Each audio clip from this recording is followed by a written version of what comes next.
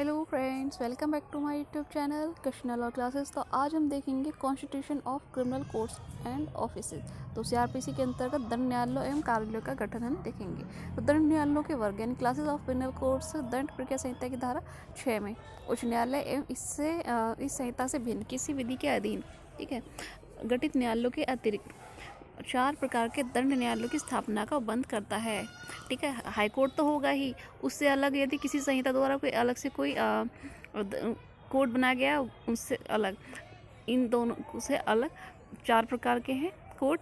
पहला है session court, और फिर प्रथम वर्ग न्यायिक मजिस्ट्रेट एवं महानगर क्षेत्र में महानगर मजिस्ट्रेट, और द्वितीय वर्ग न्यायिक मजिस्ट्रेट, और फोर्थ है कार्यपालक मजिस्ट्रेट। ठीक है, फर्स्ट सेशन कोर्ट, और सेकंड में आएंगे प्रथम वर्ग न्यायिक मजिस्ट्रेट और महानगर क्षेत्र महानगर मजिस्ट्रेट, और सेकंड क्लास मजिस्ट्रेट और एग्जीक्यूटिव यानी कार्यपालक मजिस्ट्रेट फोर्थ नंबर पर आएंगे। संहिता में प्रारंभिक स्तर से ही न्यायपालिका को कार्यपालिका से पृथक करने के लिए मजिस्ट्रेटों को 2 वर्गों में विभाजित किया गया। एक तो न्यायिक और एक कार्यपालिक यानी जुडिशियल एंड एग्जीक्यूटिव। ठीक है, पुनः न्यायिक मजिस्ट्रेटों को 2 श्रेणियों में वर्गीकृत किया गया है।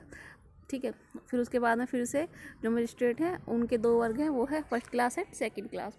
न्यायिक मजिस्ट्रेटों को उच्च न्यायालय के अधीन एवं कार्यपालक मजिस्ट्रेटों को राज्य प्रशासन के अधीन रखकर न्यायपालिका एवं कार्यपालिका के मध्य शक्ति संतुलन स्थापित किया गया है। ठीक है, जो न्यायिक मजिस्ट्रेट हैं उन्हें उच्च न्यायालय के अधीन एवं कार्यपालक मजिस्ट्रेटों के राज्य प्रशासन के अधीन रखकर न्यायपालिका एवं कार्यपालिका के मध्य शक्ति संतुलन को स्थापित किया गया है। फिर उसके बाद में आ जाते हैं सेक्शन 7 जो बात करता है टेरिटोरियल पार्ट यानी प्रादेशिक खंड।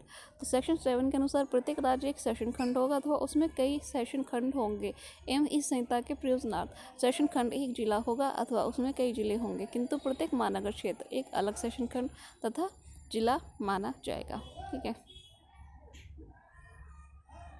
धारा 8 बात करती है, वेरी मोस्ट इंपॉर्टेंट है, ये मेट्रोपॉलिटन एरिया के बारे में बता दिया। तो धारा 8 के अनुसार राज्य सरकार किसी ऐसे क्षेत्र को अधिसूचना द्वारा महानगर क्षेत्र घोषित कर सकती है जिसकी जनसंख्या 10 लाख से अधिक हो।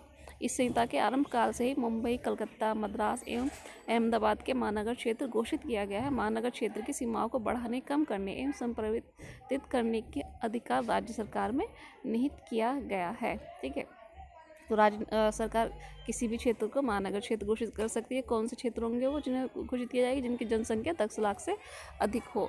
ठीक है, और संहिता के आरंभ काल से ही मुंबई, कलकत्ता, मद्रास एवं अहमदाबाद को महानगर क्षेत्र घोषित कर दिया गया था। ठीक है, जब से संहिता लागू हुई थी। और महानगर क्षेत्र की सीमाओं को बढ़ाने, कम करने, उनके परिवर्तन करने का काम किसका है? राज्य सरकार का है। सेशन कोड सेक्शन 9 में दिया गया। सेक्शन 9 की धारा 9 में राज्य सरकार प्रत्येक सेशन खंड में सेशन न्यायालय स्थापित किए जाने का बंद किया गया है, और ऐसे न्यायालयों में उच्च न्यायालय एक पीठासीन न्यायाधीश नियुक्त करेगा। यह नियुक्ति पीठासीन न्यायाधीश की प्रथम नियुक्ति नहीं मानी जाएगी। ऐसी सेशन न्यायालय में अधिकारिता का प्रयोग करने के लिए उच्च न्यायालय अपर सेशन न्यायाधीश एवं सहायक सेशन न्यायाधीशों की नियुक्ति कर सकता है। ठीक है, तो राज्य सरकार तो सेशन खंड में सेशन न्यायालय स्थापित कर रही है, लेकिन उनमें जो पीठासीन न्यायाधीश होंगे उनकी नियुक्ति कौन करेगा? हाई कोर्ट करेगा, आपको याद रखना है। और यह नियुक्ति पीठासीन न्यायाधीश की प्रथम नियुक्ति नहीं मानी जाएगी। ऐसी सेशन न्यायालयों में अधिकारिता का प्रयोग करने के लिए उच्च न्यायालय अपर सेशन न्यायाधीश एवं सहायक सेशन न्यायाधीशों की भी नियुक्ति कर सकता है। सेक्शन 9 का सब क्लोज 3 कहता है। और सेक्शन 9 में सेशन न्यायाधीश शब्द के अंतर्गत अपर सेशन न्यायाधीश भी सम्मिलित है। ठीक है, अपर सेशन न्यायाधीश को सीआरपीसी में प्रकटित अपराधों के विचारण के लिए सेशन न्यायाधीश की भी शक्तियां एवं अधिकारिता प्राप्त है। कहा था अब्दुल मन्नान पश्चिम बंगाल राज्य में। ठीक है,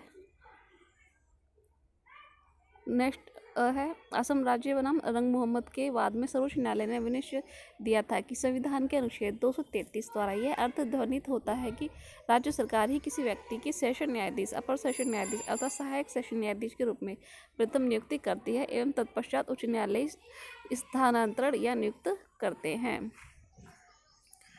सेक्शन 9 में उपबंधित नियुक्ति राज्य सरकार द्वारा की गई नियुक्ति न होकर उच्च न्यायालय द्वारा की गई नियुक्ति अथवा स्थापना है। ये कहा डॉक्टर मुरलीधर चतुर्वेदी की बुक में।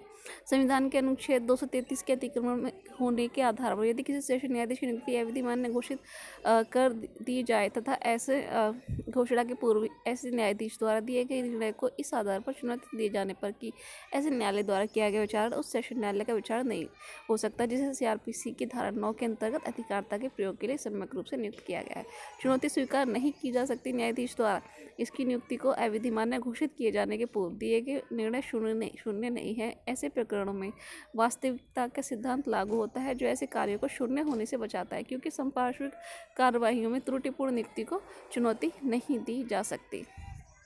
सत्र न्यायालय की बैठकें कहाँ होंगी, ये बताता है सेशन न्यायालय।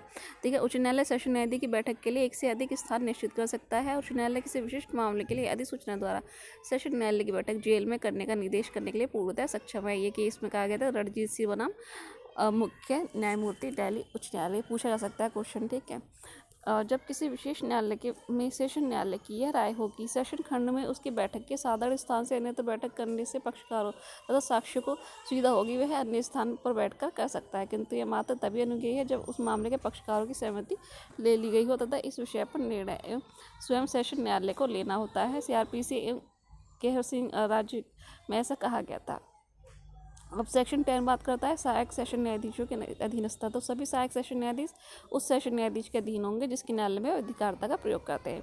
ठीक है, और सेशन न्यायाधीश सहायक सेशन न्यायाधीशों को CRPC के अधीन कार्यों का वितरण एवं तत्संबंधी नियम बनाता है। ठीक, और सामान्य तो सेशन न्यायाधीश द्वारा विचारणीय आवेदन का निपटारा मुख्य न्यायिक मजिस्ट्रेट द्वारा नहीं किया जा सकता, किंतु अपनी अनुपस्थिति अथवा कार्य करने की असमर्थता की स्थिति में सेशन न्यायाधीश अति आवश्यक आवेदनों के निपटारे के लिए अपर अथवा सहायक सेशन न्यायाधीश को अथवा इनके न होने की स्थिति में मुख्य न्यायिक मजिस्ट्रेट को भी अधिकृत कर सकता है। ये वेरी मोस्ट इंपॉर्टेंट क्लॉज है सेक्शन 10 का सब क्लॉज 3। ठीक है, हम देखेंगे सेक्शन 11 नेक्स्ट वीडियो में। आज के लिए इतना ही, धन्यवाद।